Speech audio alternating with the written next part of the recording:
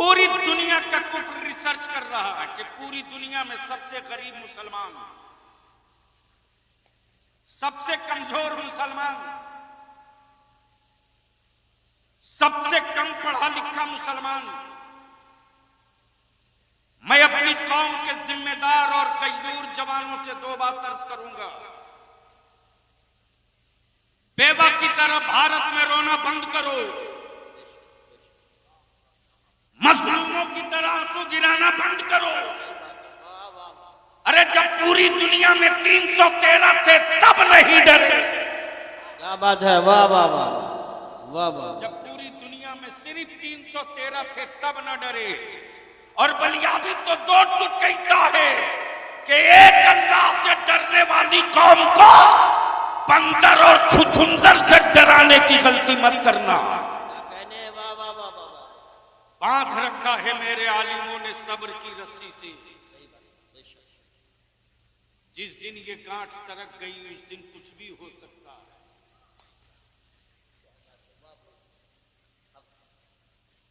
लेकिन आज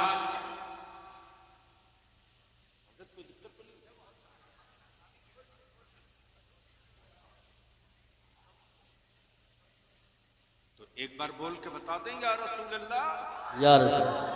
अरे रंग में आके बोल दे या रसूल अल्लाह, या रसूल। पूरी दुनिया में सबसे ज्यादा गरीब मुसलमान, कमजोर मुसलमान, कम पढ़ा लिखा मुसलमान, और सबसे ज्यादा वाहियात खर्च है मुसलमानों के पास। सही बात। अब यहां रुक कर एक कड़वी बात कहना। असद वो एक है अकीदत, एक है हकीकत, एक है जरूरत। अकीदत कहती है कि चलो मदीना चलो, लेकिन मुस्तफा की शरीयत कहती है कि हर साल मत जाओ। अकीदत कहती है कि मस्जिद का मीनार 200 फीट ऊंचा हो, लेकिन मेरी कौम की जहालत और मेरी बेटियों की जवानी का बोझ कहता है कि 200 फीट ऊंचा बुलंद मीनार बाद में दे दे। अपने पड़ोस के गरीब बाप की बेटी की पहले रुखसती करा ले, फिर सोचो। बहुत अच्छा पैगाम दे दिया आपने, बहुत अच्छा पैगाम दे दिया। जवाब नहीं है। नमाजों की कबूलियत के लिए संगे मरमर का होना जरूरी नहीं। सजदों की कबूलियत के लिए ग्रेनाइट का होना जरूरी नहीं। अमर नबी का इश्क सलामत है तो खेत में भी सजदा करेगा मेरा रब कबूल। सुभान अल्लाह। लेकिन दिक्कत कहां है? अकीदत के सौदागरों ने चादर में उलझा दिया। अकीदत के सौदागरों ने जन्नत का सौदा शुरू किया। अकीदत के सौदागरों ने मेरी नस्लों के ज़हनो फिक्र पर बांध दी। लेकिन इस गांठ को भी खोलना हम उलमा की जिम्मेदारी है। इसकी परवाह मत कीजिए कि कौन हजरत नाराज होगे, फिक्र इसकी कीजिए कि मेरी मिल्लत कहां जा रही, मेरी नस्ल। हक है। एक से एक रोज पटाखे फूटते हैं, लेकिन आज थोड़ी सी कड़वी दवा मैं भी पीऊंगा, आप भी पीऊंगा। जरूरत है अपने जलसों का मिजाज बदलने का। सैलाब के पानी से खेती नहीं होती। गमले में गंदुम की खेती करके खानदान नहीं पाल सकते। नस्लों की आसूदगी के लिए खेतों में खेती करनी पड़ेगी। अकीदत, हकीकत, जरूरत यह है कि मेरे घर पे मेरे मुआशरे का कोई बच्चा अनपढ़ न रहे। लेकिन हम मस्त हैं देख लुटाने में। हम मस्त हैं 3 लाख की चादर चढ़ाने में। और कुछ तो ऐसे चंद सिक्कों के दौलत पाने के बाद नशा में आ गए कि कुर्बानी का बकरा खरीदेंगे 5 से नहीं, 10 लाख का नहीं, 25 लाख का। अखबार में उस जानवर की तस्वीर जब तक छपे नहीं तब तक कुर्बानी हुई नहीं। माफ करना, तुमने दौलत की नुमाइश का काम किया है, रज़ाए इलाही के लिए कुर्बानी नहीं किया। बेशक बेशक।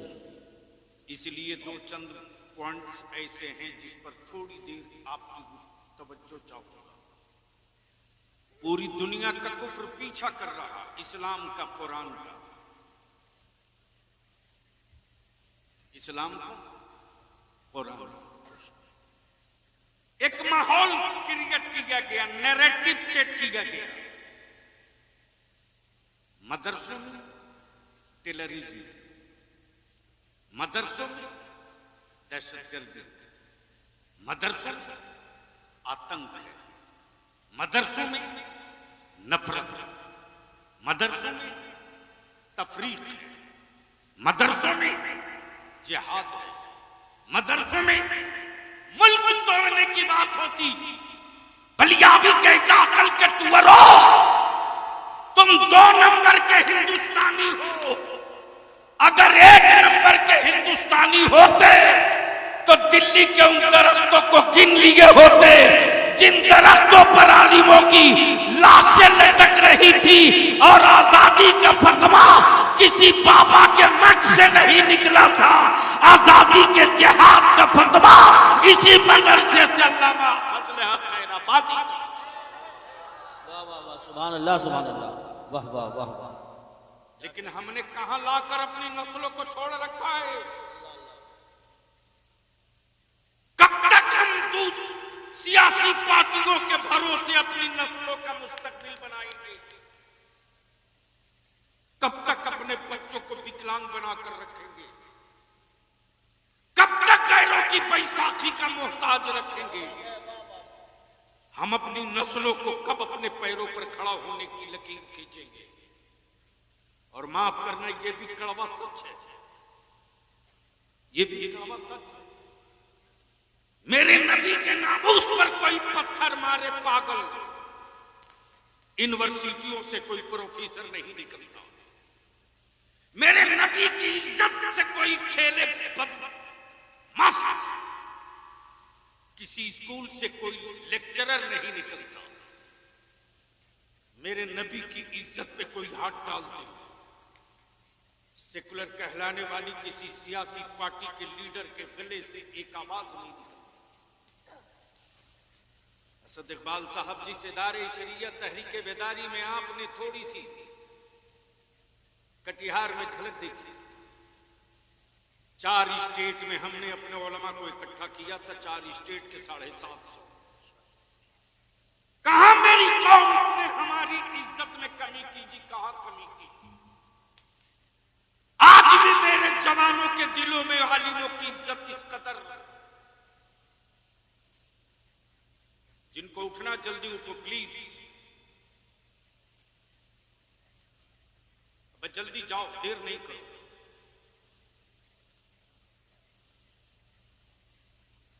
देर न करो, जल्दी जाओ। बड़ी जंग जीतने के लिए 72,000 का लश्कर नहीं चाहिए, 72 हुसैन का गुलाम चाहिए। बेशक बेशक, वाह वाह। सुनोगे तो बोल दो सुभान। ओए जोर से बोल दो, जोर से, जोर से। मैं क्या कह रहा था? दिक्कत हो जाती। मेरे जवानों ने मेरे आलिमों की कहां कदर नहीं की हजरत। आज भी मेरा आलिम अगर चारपाई से उठे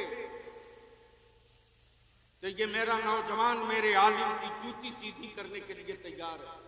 बेशक। आज भी मेरे गांव में सिर्फ मालूम हो जाए मेरी कौम के किसी बेटी बहन को कि मेरे मस्जिद के इमाम ने खाना नहीं खाया है, तो आज भी मेरी माएँ अपनी औलादों के हक की रोटी आलिम को भेज देती। आज भी ये वकार और इज्जत है। इसी एहतराम की दीवार को तोड़ने के लिए कुफ्र ने मंसूबा बनाया। आलिमों से दूर कर दो ताकि मजहब की छाप उतर जाए, मदरसों से दूर कर दो ताकि इस्लाम की रूह घायल हो जाए, आलिमों से इनको अलग कर दो ताकि शराब की मंडियों में नजर आवे, मस्जिदों के सहन में न दिखाई दे।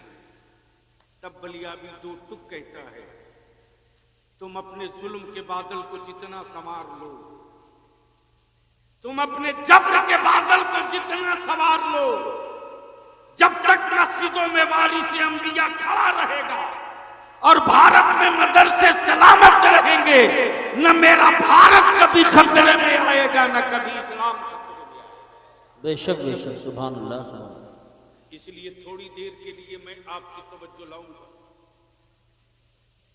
और ये भी सही है कि इस्लाम उसी वक्त लोगों पर हाथ डालता है जब इस्लाम के विरोध और मुखालफत में वो चरम पर पहुंच जाए। आप तो वोट दिए, काम खत्म। असद बाबू, ये भी एक इत्तेफाक है, जब हम राज्यसभा में थे तो मोहतरम जनाब शफीकुर रहमान बर्क साहब नहीं थे, और जब ये गए हाउस में तो मैं एमएलसी बन गया। आपको क्या पता है कि किस लोहे के, किस तलवार के धार पे दौड़ना पड़ता है। चाय खानों में एक बिस्किट और 3 कप चाय लेकर भाषण देना आसान है। चीखते रह गए खान अब्दुल गफ्फार खान, लीडर पैदा करो, लेकिन हम पर तो ना जाने कौन सा सहर का असर है। हम खुद को मिटाकर गैरों को बनाने के लिए बेचैन रहते। पूरी दुनिया के कुफ्र ने पंजा लड़ा लिया इस्लाम से। इस्लाम और कुरान दो को रोक लो, मुसलमानों को हटाने की जरूरत नहीं पड़ेगी। लेकिन मुसलमान तो है किस गलतफहमी में? मुसलमान सिर्फ एक काम कर दो तो 5 साल के अंदर इसका नतीजा दिख जाएगा। हजरत, एक घर में अगर 5 आदमी है तो 5 मोबाइल है कि नहीं? बोलो, अरे बोलो, है कि नहीं? जोर से बोलो, है कि नहीं? एक मोबाइल का वो कौन चार्ज बोलते हैं सर? रिचार्ज वो क्या बोलते हैं जिससे वो चलता है? फेसबुक वगैरह क्या बोलते? इंटरनेट,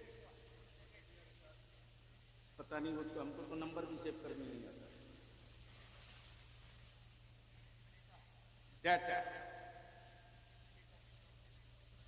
डेटा पैक कम से कम 300,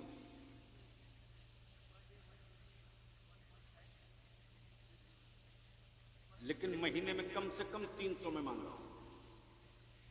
एक घर में 5 मोबाइल, बाप के पास भी, बेटे के पास भी, मां के पास भी, बहू के पास भी।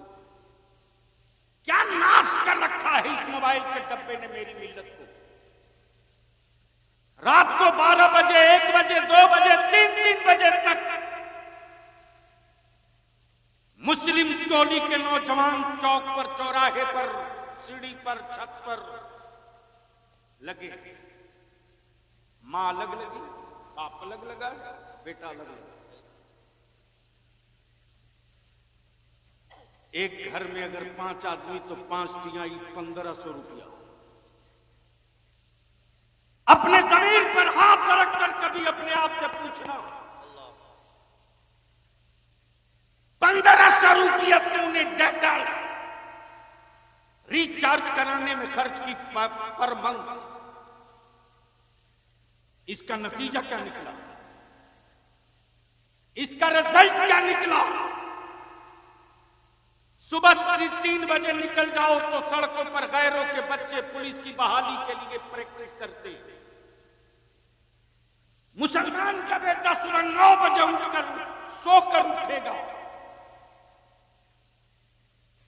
तुझको होश में लाने के लिए किन किन बीमारियों को दवा दी जाए? सिर्फ नारा लगा लेने से अपनी नस्लों का मुस्तकबिल नहीं बदल सकते।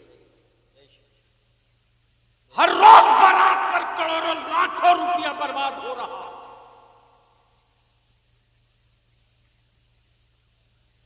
हद तो यह है कि खाने पर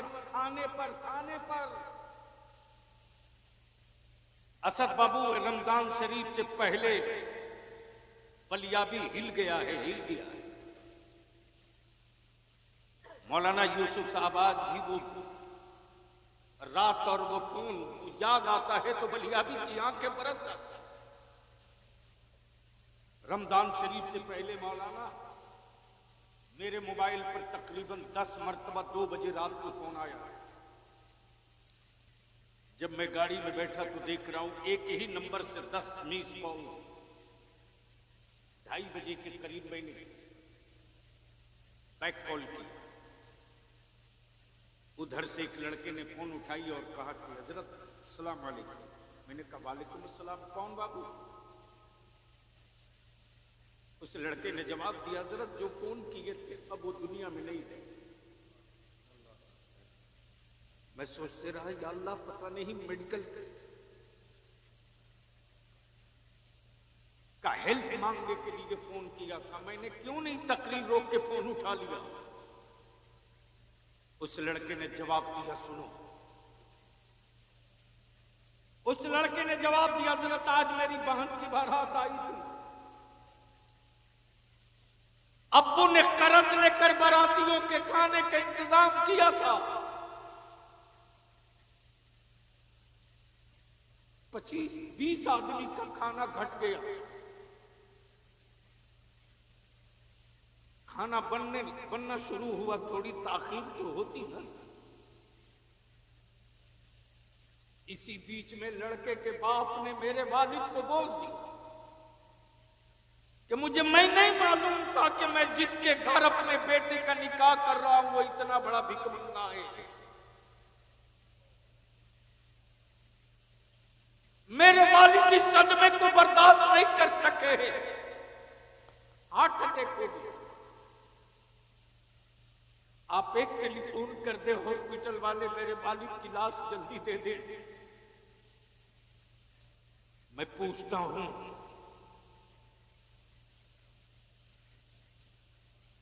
ज़मीर में जिंदगी हो तो बताओ मुझको। जिस कौम की लोगों का मिजाज ये हो कि सिर्फ दावतों पर लाखों करोड़ खर्च किया जाए,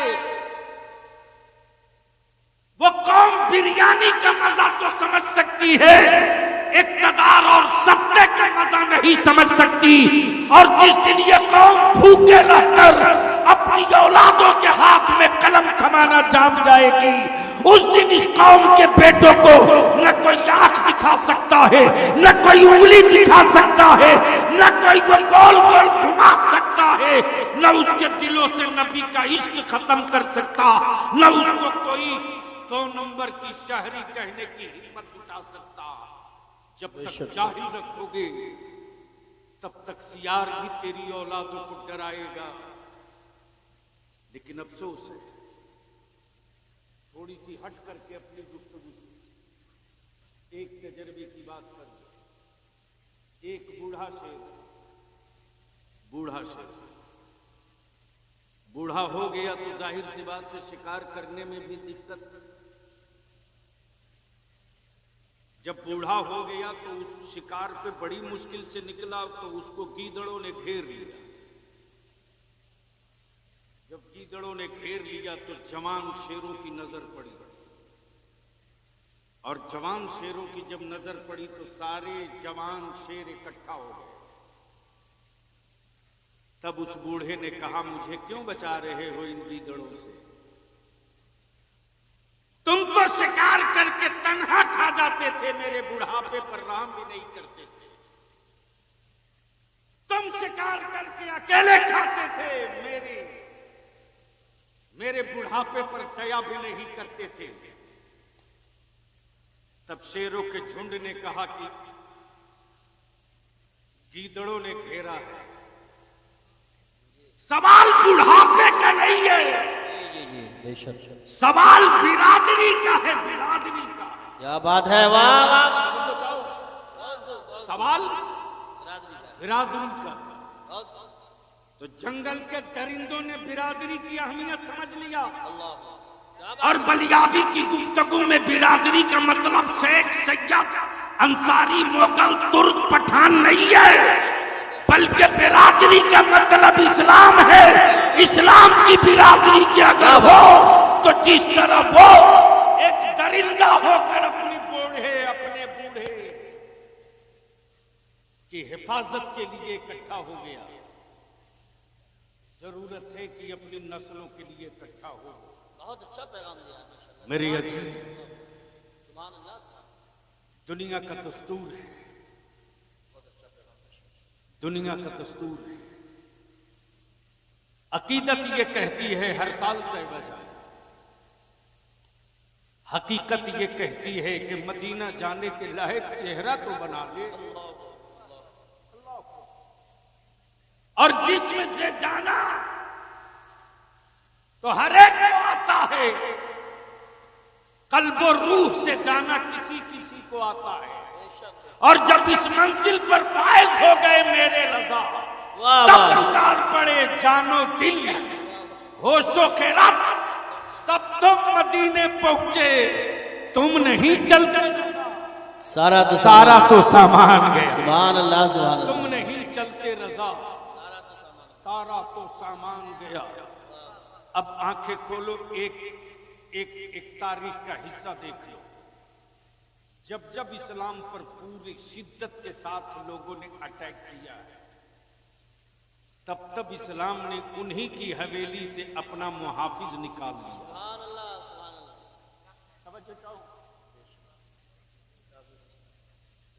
और यूं मीडियम वाले को इस्लाम जल्दी घास नहीं डालता,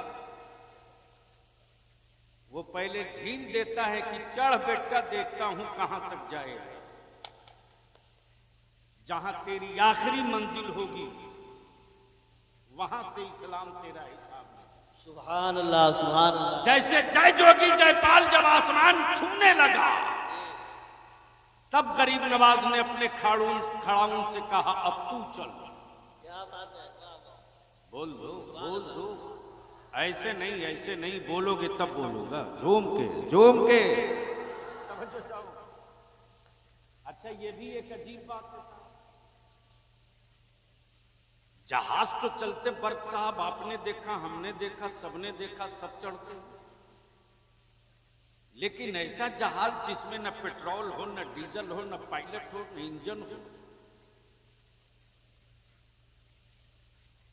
और मारक क्षमता इतना भयानक कि ढूंढ के मारना। और उस जमाने में न सैटेलाइट, न खोजी कैमरा, न कंप्यूटर, कुछ भी नहीं। क्या सॉफ्टवेयर था मेरे गरीब नवाज के खड़ा बोल दे यार, बोल दे। जो काश ये गुफ्तगू कहीं मैं और क्या कहने हैं, वाह वाह वाह। बोलोगे तो बोलूंगा, जोर से बोल, जोर से। क्या हेवी सॉफ्टवेयर था। तब बलियाबी कहता, नबी की आल का तलवा जब गूंगी लकड़ी पर पड़ जाए तो आसमान से छुपे मुजरिम ढूंढ ले, आसमान में छुपे मुजरिम ढूंढ ले। बलियाबी कहता, ज्यादा पागल मत बनो, भारत में अभी गरीब नवाज लेटा है। सुभान अल्लाह, सुभान अल्लाह, माशाअल्लाह। लेटा है। एक नया बवाल चल रहा है कि बलियाबी ने क्यों कहा कि भारत से हमारा रिश्ता रोटी और सत्ते का बाद में। तो मैं तो जानता हूं कि हमारे देश में जोकर ज्यादा बोलते हैं, पढ़े लिखे कभी कभी बोलते हैं।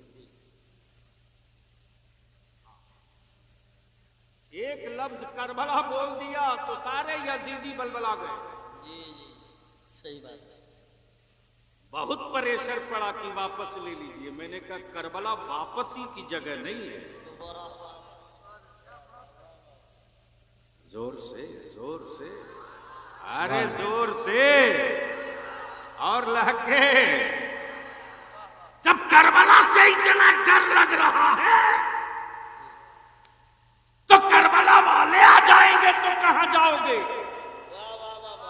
वाह वाह वाह। लेकिन मातम तो यह कि सबने अपनी तारीखें गढ़कर अपनी नस्लों को बता दिया। हमने अपनी सच्ची तारीख अपनी औलादों को नहीं बताया। हमने ये नहीं बताया है कि इस मुल्क की आजादी में उलमाए अहले सुन्नत ने क्या क्या कुर्बानी दी। गैरों की जयंती मनाने के लिए मेरी कौम के पास पेट्रोल भी डीजल भी। दिल्ली बोलो तो दिल्ली, लखनऊ बोलो तो लखनऊ गाड़ी भर के जाएंगे। लेकिन ये तौफीक नहीं होती है कि चलो जरा अल्लामा फजल हक खैराबादी की तारीफ भी अपनी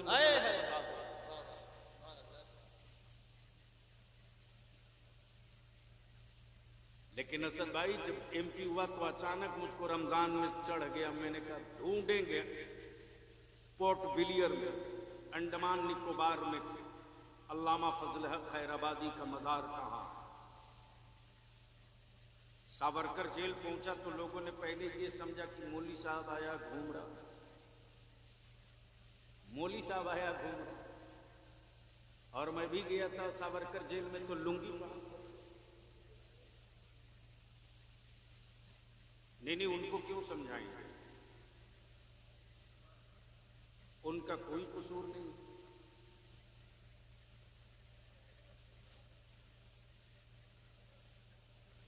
सुभान अल्लाह, माशाअल्लाह माशाअल्लाह। जाहिर सी बात है वो आपके हैं, आप उनके हैं, आप हम सबके हैं। मेरे अगर न होते तो इतनी रात को अपने उलमा के बीच होते। जी माशाअल्लाह माशाअल्लाह। बैठ जाए बेटा। बस आखिरी गुफ्तगू का आखिरी हिस्सा। पूरी दुनिया का कुफ्र लगा है सिर्फ दो के पीछे। एक का नाम इस्लाम, दूसरे का नाम कुरान। इसलिए कि कुफ्र को पता है कि कुरान के खिलाफ अगर प्रोपगंडा नहीं करेंगे तो कुरान वो किताबे मुबीन है कि पढ़ना तो दूर की बात, अगर सुन भी लेगा तो दिल बदल जाएगा। बेशक बेशक। बोल यार जोर से।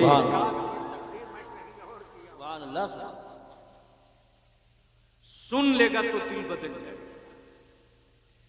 इसलिए मदरसों के खिलाफ प्रोपगंडा का नक्शा बना ताकि भारत की बड़ी आबादी के बच्चे मदरसों के करीब न जाने पाए, भारत के बच्चे कुरान से दूर रहे, भारत के बच्चे कुरान करीम को किताब मार काट वाली समझे। लेकिन ये कुरान है, कुरान। कुरान ने मुस्कुरा कर कहा तू नफरत करता, अरे जब तू बीमार पड़ेगा, जब किसी बाबा की दवा काम न करेगी, जब कोई एक्सरे और इंजेक्शन न काम करेगा तो तेरे बाप मजबूर होकर मस्जिदों के दरवाजे लाएंगे और इमाम कुरान पढ़कर दम करेगा तब तुझे। सुभान अल्लाह माशाअल्लाह। वो भी रोज ये काम हो रहा। इसलिए मेरे अजीज आखिरी गुफ्तगू का आखिरी हिस्सा सुनो। अमेरिका का एक क्रिश्चियनिटीज का ब्रांडेड मुबल्लिग था, ब्रांडेड हेनरी सैयद अफरोज मियां। करीब करीब 160 किताबें उसने इस्लाम के खिलाफ लिखा। कितनी किताबें? जोर से बोलो। 160 किताबें लिखने के लिए सोचो उसने इस्लाम को कितना पढ़ा होगा। लेकिन इस्लाम ने छूट दिया, चढ़ते रह, देखता हूं तेरी आखिरी हद कहां।